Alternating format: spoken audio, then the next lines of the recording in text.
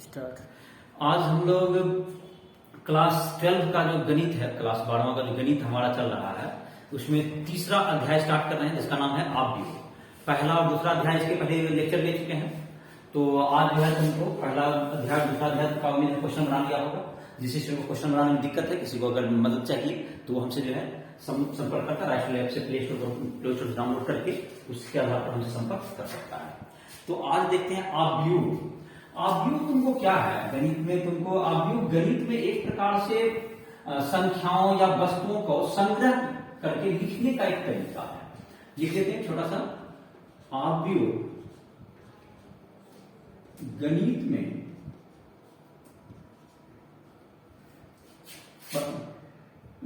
में पदार्थों संख्याओं व्यक्तियों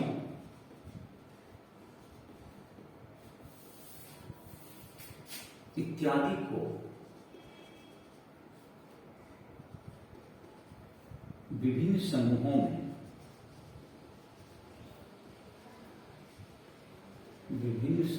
में लिखने की एक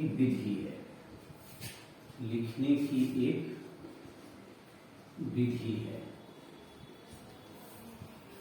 आव्यूह में तुमको क्या हो गया? आव्यूह में तुमको कुछ आव्यूह का संकेत करेंगे। तो संकेत लिखते हैं इसको बड़ी ब्रैकेट के अंदर। यहां पर कुछ अवयव को आप भर सकते हैं। इसको क्या करेंगे? ये आव्यूह का क्या हो गया? संकेत हो गया। ये आव्यूह का संकेत कह सकते हैं। आव्यूह को किसके अंदर लिखना? बड़े स्क्वायर ब्रैकेट, बड़ी ब्रैकेट इसको कहते हो। आव्यूह का ये संकेत हो गया। किस ढंग से लिखना? कुछ किताबें आव्यूह का संकेत या इस ढंग से भी लिखता है, या ऐसे करके भी लिखा हुआ मिलेगा तुमको। इस ढंग से करके बनते। इसका कम ही प्रचलन है, इसका प्रचलन ज्यादा है। तुम्हारे एनसीईआरटी में तो इसी का प्रचलन है। तो ये तुम्हारा आव्यूह को लिखने का एक तरीका हो गया। इस ढंग से लिखेंगे। अब इसमें जो लिखेंगे, तो जैसे कि यहां पर आव्यूह में लिखते हैं, तो आव्यूह में तुमको कुछ अवयव को हम लोग भरते हैं। जैसे कि पहला इधर के ऊपर से नीचे लिखेंगे, तो इसको हम लोग क्या कहेंगे? आव्यूह का ये तुम्हारा, जैसे कि इस आव्यूह में यहां खाली है, हम लोग भर देते हैं 1 2 3। ये होगा पहला तुम्हारा क्या कहलाएगा? ये तुमको इधर से लिखाया। फिर यहां पर लिख सकते हो, चलो यहीं पर लिख दो। जैसे कि तुमको 4 5 और 6, और फिर तुमको ये तुम्हारा 2 हो गया। 4 5 6। तो तुम्हारा इस आव्यूह में कितना हो गया तुमको? ये जो तुम्हारा कहलाता है, ये हॉरिजॉन्टल जो क्षैतिज रेखा को आव्यूह की क्या कहते हैं हम लोग? ये क्षैतिज जो कि पहला, इसमें कितने अवयव हैं आव्यूह में? ये आव्यूह तुमको अब जो है नहीं लिख रहे हैं अवयव, तो आव्यूह में अवयवों की संख्या बराबर कितनी हुई? 6 अवयव है। आव्यूह में अवयवों की संख्या बराबर, इस आव्यूह में अवयवों की संख्या 6 होगी। और इसको कहते हैं, ये तुम्हारा जो हो गया, इसको कहेंगे पहला पंक्ति। तो पहला पंक्ति में कौन कौन अवयव है? 1 और 4। पहला पंक्ति का अवयव है। दूसरा पंक्ति का अवयव है, इसमें दूसरा पंक्ति हो गया 2 5। ये तीसरा पंक्ति हो गया 3 6। दिए गए आव्यूह में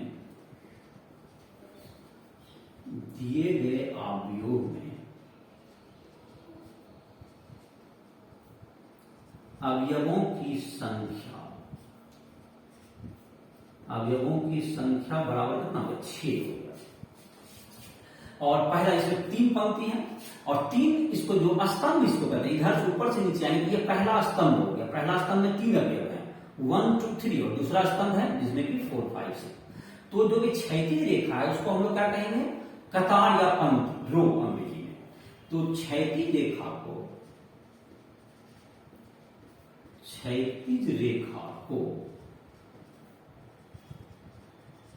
आव्यूह की पंक्ति या कतार, ब्रैकेट में रो कहते हैं,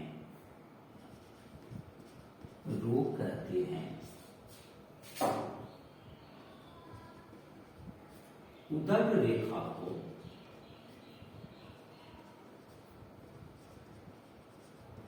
आव्यूह का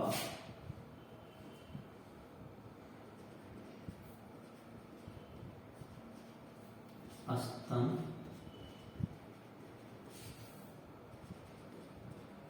पंक्ति है। तो जहां तक कि इसका अब इसमें कितने पंक्ति हो गए दिए गए आव्यूह में, कितने पंक्ति हो गए, तो 3 पंक्ति हो गए दिए गए आव्यूह में। दिए गए आव्यूह में पंक्तियों की संख्या बराबर कितना है, 3 पंक्तियां। पहला पंक्ति में कौन कौन अवयव है, 1 और 4, दूसरा पंक्ति में 2, 5, तीसरा पंक्ति में 3, 6। पंक्तियों की संख्या हो गई 3। और पहले आव्यूह में स्तंभों की संख्या बराबर 2। पहला स्तंभ में कौन कौन अवयव है, 1। उसके बाद है तुमको पहला स्तंभ में देखें तुमको जो कि अवयव है तुमको पहला पंक्ति में, जैसे कि तुम्हारा था पहला स्तंभ में 1, 2 और 3। दूसरा स्तंभ में 4, 5, 6। तो पहला पंक्ति में देखो 1, 4, 2, 5, 3, 6 पंक्ति ऐसे होता है और स्तंभ इधर से होता है। ये पंक्ति और स्तंभ समझ में आ गया होगा। अब कोई कहे कि पहला पंक्ति और दूसरा स्तंभ का अवयव कौन सा है, तो इसको जैसे कि है तुमको इसको लिखते हैं हम लोग A11 हो गया। अगर कोई संकेत एक लिखते हैं हम लोग, ये लिखते हैं पहला पंक्ति, ये 1 मतलब पहला पंक्ति से लिखा गया, और ये 1 लिखा गया दूसरा पहला स्तंभ का। तो A11 किसका संकेत हुआ, पहले पंक्ति एवं पहले स्तंभ का अवयव, पहले स्तंभ का अवयव A11 का होता है। और A12 फिर क्या आ जाएगा, A12 या जिनको लेते हैं A12 लिखते हैं। तो ये वह पहला पंक्ति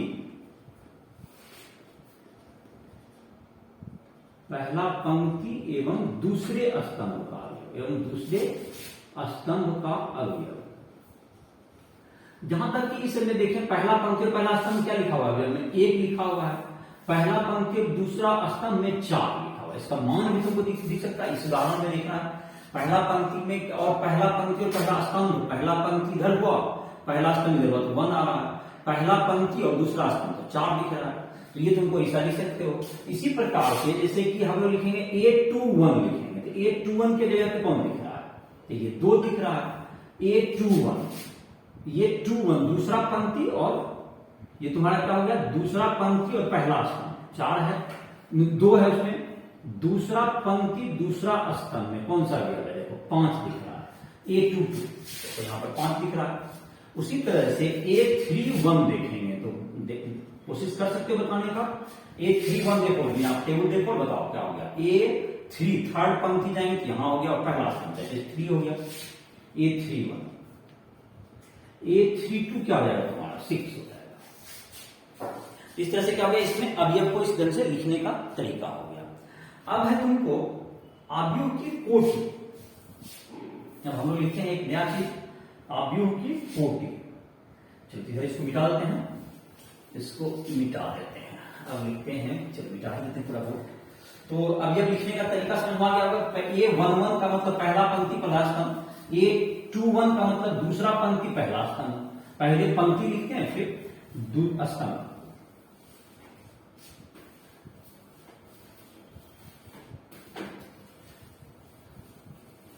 अब है अवयव की कोटि।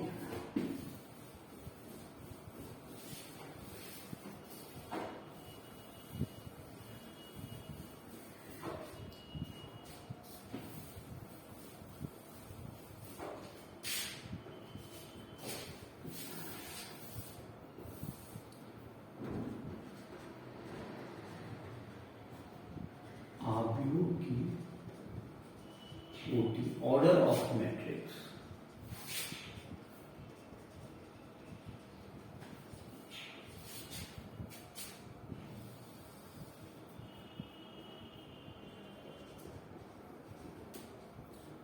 अवयव की कोटि बराबर पंक्तियों की संख्या गुना स्तंभों की संख्या। अवयव की कोटि होगी पंक्तियों की संख्या गुना स्तंभों की संख्या। इसको अवयव की क्या कहते हैं, कोटि कहते हैं। जैसे आव्यूह है ए बराबर, आव्यूह ए बराबर लिख देते हैं ए बी सी, और इसमें हो गया डी ई एफ। तो इस आव्यूह की कोटि क्या है? आव्यूह ए की कोटि, आव्यूह ए की कोटि, तो पहले से पंक्ति कितने हैं? पंक्तियों की संख्या तुमको क्या हो गया, इसमें कितने पंक्ति हैं? 2 पंक्ति है, इसमें 3 पंक्ति है और स्तंभ 2 है, इसकी कोटि हो गई 3 इंटू 2, इसकी 3 इंटू 2, 3 गुना 2 का हो गया। इसको 6 नहीं लिखना है, 6 लिखने, इसको 3 गुना 2 ही लिखना है, क्योंकि 2 गुना 3 भी होगा तो वो भी 6 हो जाएगा। तो उसमें 2 पंक्ति होता, 2 गुना 3 का आव्यूह कैसे लिखते? देखो इसका आव्यूह 2 गुना 3 लिखना था हम लोग, तो 1 2 3 4 5 6, तो इसकी कोटि क्या हो जाएगी? बी आव्यूह की कोटि, आव्यूह बी की कोटि क्या हो जाएगा? ऑर्डर इसमें देखिए कितना पंक्ति है? 2 पंक्ति है और 3 स्तंभ है, तो इसकी कोटि होगी 2 इंटू 3 हो गई। इस तरह से एक ही कोटि से एक ही 2 गुना 3 6 ही अवयव है, 6 अवयव में कितने आव्यूह बन सकते हैं? अगर ये कहा जाए तो 6 अवयव में 4 तरह की कोटियां हो सकती है।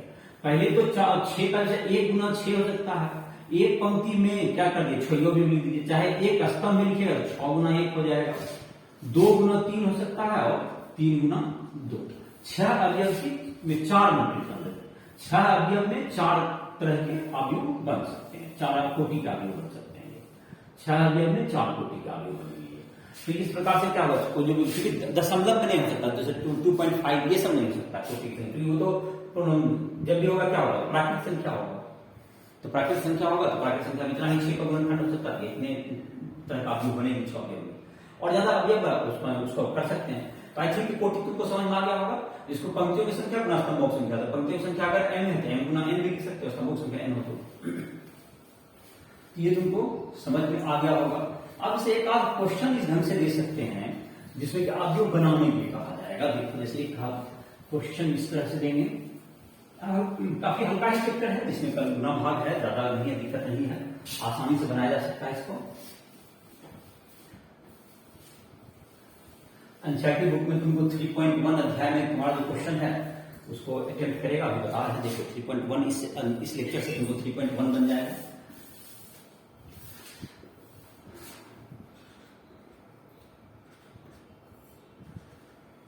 एक 3 गुना 3 कोटि का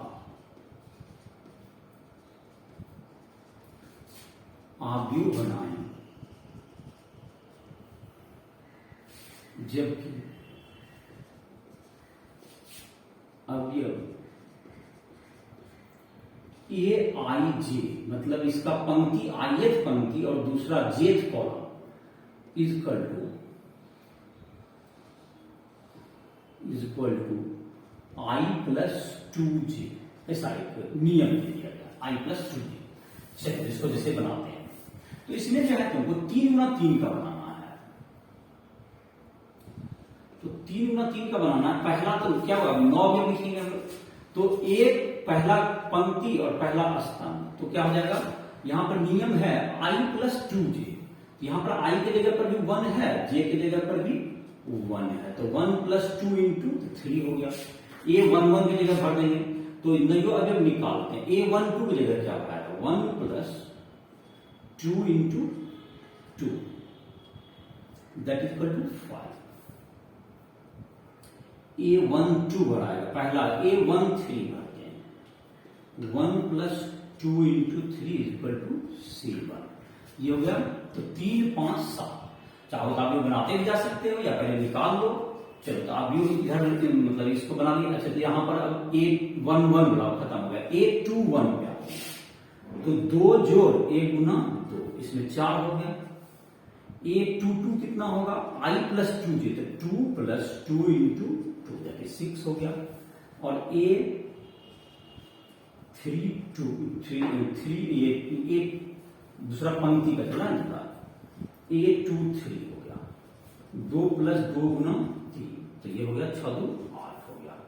तो ये 8 हो गया। उसके बाद है तुमको, चलो ये 3 1 में निकाल लो, यहां पर इधर निकाल सकते हैं।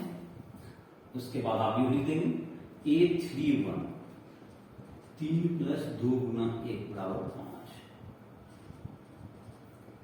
3 प्लस 2 गुना 2 बराबर 7, ए 3 3 बराबर 3 प्लस 2 गुना 3 बराबर 6 3 9।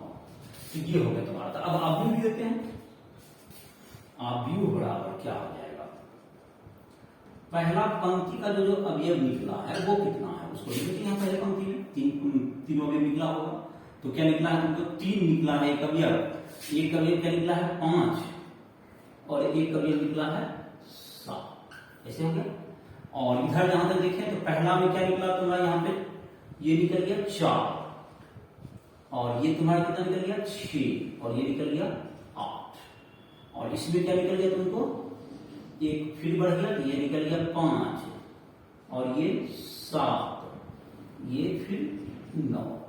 तो इस तरह से क्या बना तुमको, ये 3 गुना 3 का एक कोटि का एक अवयव बन गया। तुमको 3 गुना 3 का ही बनाना था, 3 गुना 3 का बन गया, प्रत्येक अवयव निकल गया, नहीं हो गया, इधर से ये अवयव तैयार हो गया। इस तरह से यहाँ पर नियम कुछ भी दे देगा, उसके आधार किस कोटि भी कुछ दे देगा, उसके आगे अवयव निकाल लो और उसके बाद उसको भर दो, निकल जाएगा।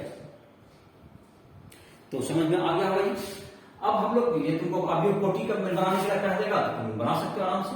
अब कुछ दिया हुआ है तुमको अवयव के प्रकार, इस तरह का कोटि का तुमको क्वेश्चन इसका देख लो और बनाया हुआ है, किताब से भी देखो उसमें भी मिल जाएगा। काफी आसान से चैप्टर बन जाता है 3.1, 3.2 भी इजी ही है, आसानी से बन जाएगा चैप्टर। अवयव के प्रकार लिखते हैं।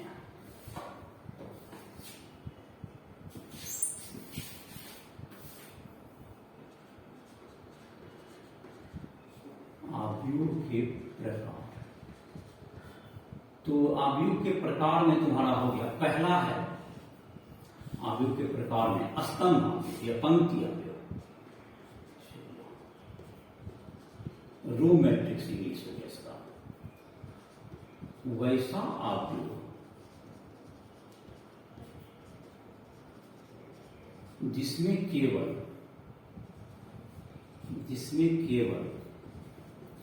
एक पंक्ति हो, पंक्ति अवयव कहलाता है, पंक्ति अवयव कहलाता है।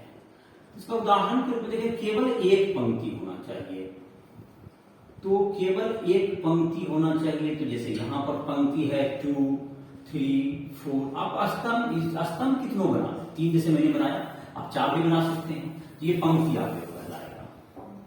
अब इससे दूसरा है तुमको स्तंभ अवयव, कॉलम मैट्रिक्स। तो पहला परिभाषा से ही समझ में आ गया होगा इसका परिभाषा क्या होने वाला है, जिस अवयव में केवल एक स्तंभ हो, जिस अवयव में केवल एक स्तंभ हो, केवल एक स्तंभ हो, उसे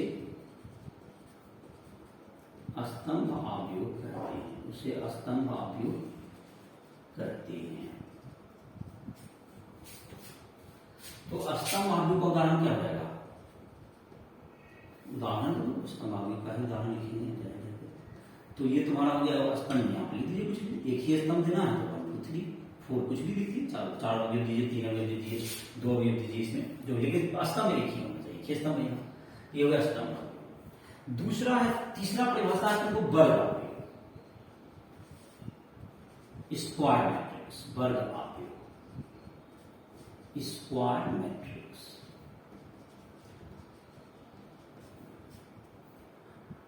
जिस अवयव में पंक्तियों एवं स्तंभों की संख्या, पंक्तियों एवं स्तंभों की संख्या समान है, वर्ग अवयव कहलाता है, वर्ग अवयव कहलाता है, वर्ग अवयव कहलाता है। पंक्तियों की संख्या बराबर स्तंभों की संख्या। तो यहाँ पर जो तुमको अवयव है इसमें पंक्ति और स्तंभ समान है। जैसे कि तुमको यहाँ 1 2 3 4 दो पंक्ति और दो स्तंभ, ये वर्गावयव हो गए।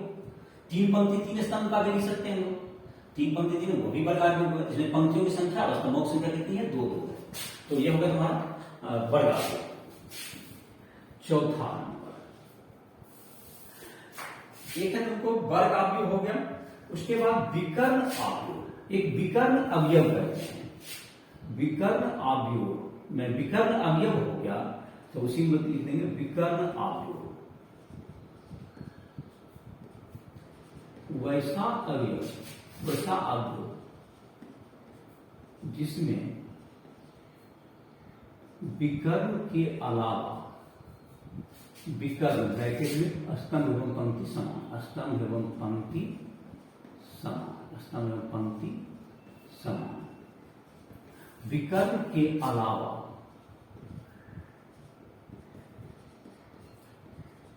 सभी अवयव शून्य हो, शून्य हो, विकर्ण अवयव कहलाता है।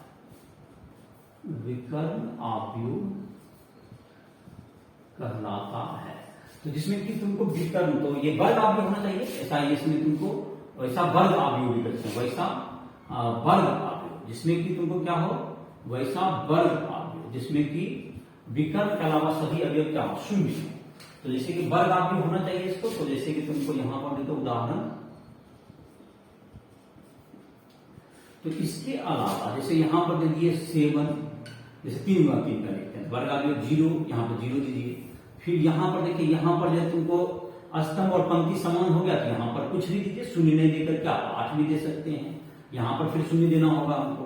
यहां पर भी अवयव और पंक्ति समान नहीं है, यहां भी शून्य दीजिए। यहां भी अवयव और पंक्ति समान है, यहां भी शून्य देना होगा। बट यहां पर क्या होगा, कुछ भी दे सकते हैं आप अवयव।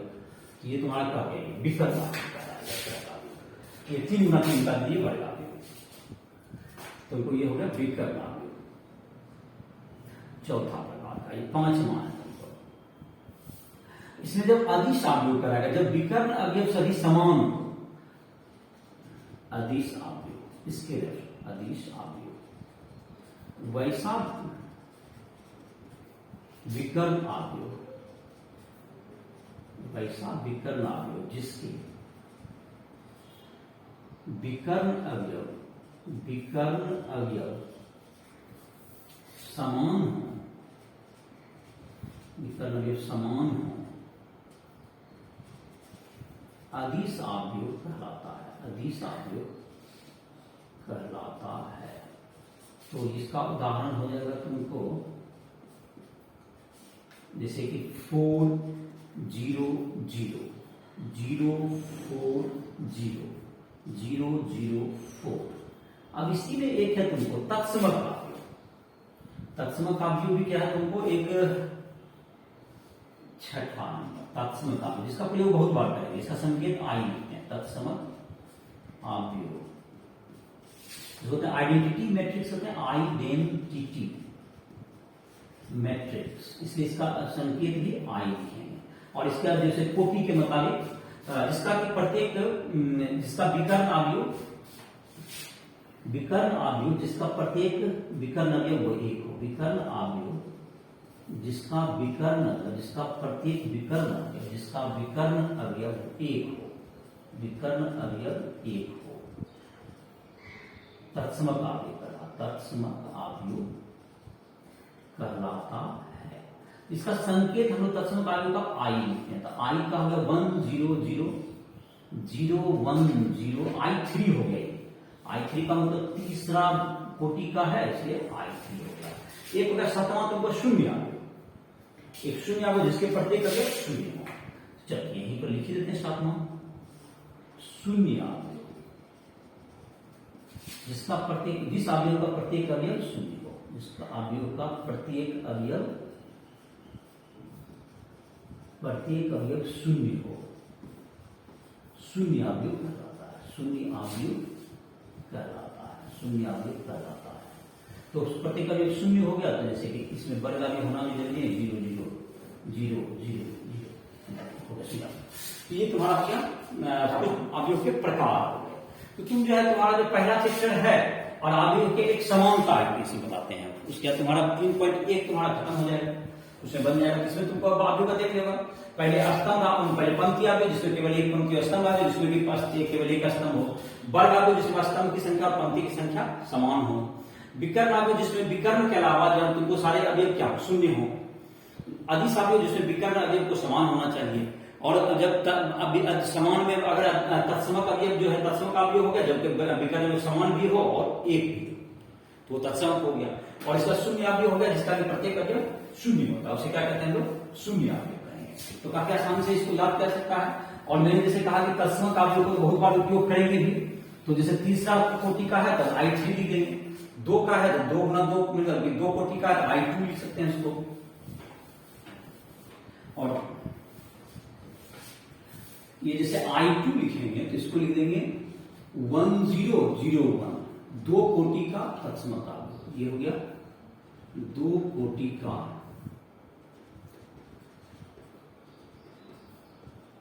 तत्समक अवयव, 2 कोटि का तत्समक अवयव।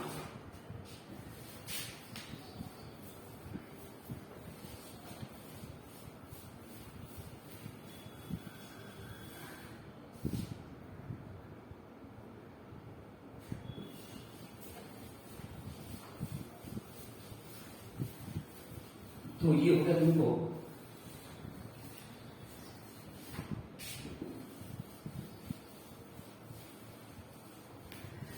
अब हम देखते हैं अवयव की समानता।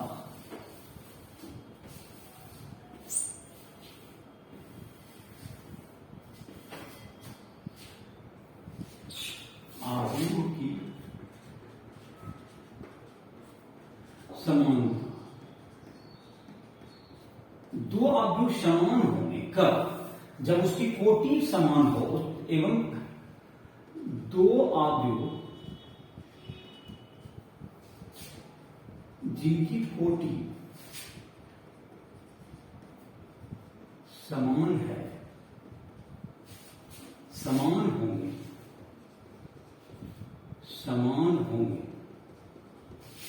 यदि उनके संगत अवयव समान हो, उनके संगत अवयव समान। संगत अवयव अगर समान होगा तो उसका जो है वो अवयव भी समान होगा। जैसे कि दो अवयव ए है और बी है, तो ए बराबर बी होगा, तो जैसे कि ए और बी अगर इक्वल होगा तो दोनों के लिए कोटि भी समान होना चाहिए अवयव का। जैसे यहां पर है 1, यहाँ पे 2, यहाँ पे 3 और यहाँ पे 4। अब जैसे कि है यहाँ पर लिख दिया, इसको लिख दिया x, y, z और यहाँ w। तो जब दोनों को बराबर लिखा तो इसका मतलब है कि इसमें इसको हम इक्वेट कर सकते हैं। x बराबर क्या होगा 1 हो गया, y की जगह पे क्या होगा तुम्हारा यहाँ पर y की जगह 2 हो गया, z की जगह पर क्या है तुम्हारा 3 है और w की जगह पर 4 है। इससे इसका मान निकल गया। अब इसी से क्या सामान्य मैथमेटिक्स का कुछ काम करा लेगा कि यहाँ पर x लिख के x प्लस y लिख देता। यहाँ पर जैसे जहां पर हमने x लिख दिया डायरेक्टली जो कि आंसर निकल गया, उसमें क्या कर सकता, वहां पर x प्लस वाई लिखता था, x प्लस वाई बराबर 2 होता है इक्वेशन, यहाँ पर x माइनस वाई लिख देता था, x माइनस वाई को बराबर करके फिर दोनों को हल करके फिर उसका मान निकालते। इस तरह के सामान्य गणितीय जो उपक्रम है जो गणित में कर किया जा सकता है समीकरण को हल करना, वो सब तुम्हें काम करने करेंगे। और इस प्रकार से क्या होगा, इसका उपयोग दोनों अवयवों को समान कर सकते हैं। जैसे यहाँ पर हम सिंपली कर दिए, तुमको क्या करता है समीकरण रूप में दे सकता है। तो अब जो तुमको इतना के बाद तुमको चाहो तो अवयव का जो एक्सरसाइज 3.1 है 3.1 बना सकते हो। अवयव में कौन सा 3.1 जो है तुम्हारा इतना से बन जाएगा तुम्हारा। इसमें हल करो 3.1 एनसीईआरटी एक्सरसाइज 3.1 को सॉल्व करो, 3.1 को बनाना है। तो ये तुमको सॉल्व करना है। जहां दिक्कत होगा तो हमसे जो है संपर्क करके एक्चुअल ऐप के माध्यम को प्ले स्टोर डाउनलोड कर लो और उसमें से जहां भी नंबर है तुमको जिसको जरूरत हो हमसे संपर्क करके उसमें क्वेश्चन जो भी तुमको दिक्कत हो रहा किसी भी चैप्टर में फिजिक्स केमिस्ट्री में उसमें पूछ सकते हो। तो इसी साथ लेक्चर को समाप्त कर रहे हैं। नेक्स्ट लेक्चर में 3.2 के बारे में बताएंगे, जिससे 3.2 बन जाएगा तुम्हारा। इसमें जहां भी क्वेश्चन दिक्कत होगा तुम हमसे पूछ सकते हो। इस लेक्चर को समाप्त